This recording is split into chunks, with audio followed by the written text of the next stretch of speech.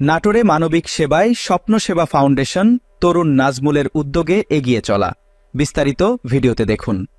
নাটোর জেলার ৭ নং হালসা ইউনিয়নের ফুলছর এলাকায় মানবিক কার্যক্রম পরিচালনা করে যাচ্ছে স্বপ্ন সেবা ফাউন্ডেশন নামে একটি স্বেচ্ছাসেবী সংগঠন।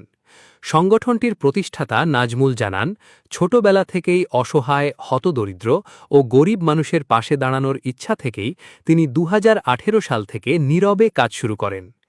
দীর্ঘদিন নাম ছাড়া কার্যক্রম পরিচালনার পর স্থানীয়দের পরামর্শে ২০২৪ সালে এই উদ্যোগকে আনুষ্ঠানিকভাবে স্বপ্ন সেবা ফাউন্ডেশন নামে প্রতিষ্ঠা করা হয়।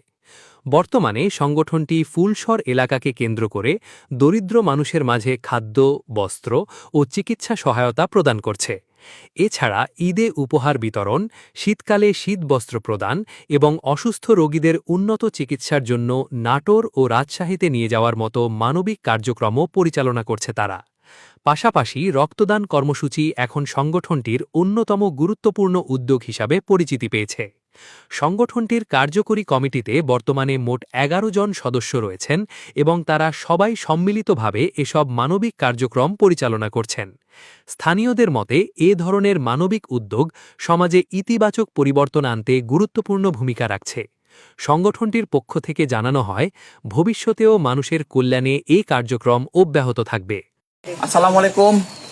স্বপ্ন সেবা ফাউন্ডেশনের পক্ষ থেকে আমরা যে অসহায় মানুষদেরকে ঈদ উপহার দেওয়ার প্রতিশ্রুতি দিয়েছি, সেই উদ্দেশ্যে আমরা আজকে রাস্তায় বের হয়েছি। সেই অসহায় মানুষদেরকে খুঁজে খুঁজে তাদের বাড়িতে আমরা ঈদ সামগ্রী পৌঁছাই দেবো ইনশাল্লাহ। আপনারা সবাই আমাদের জন্য দোয়া করবেন, আমরা যেন এই কার্যক্রমটি সঠিকভাবে করতে পারি। কার কিছু বলেন?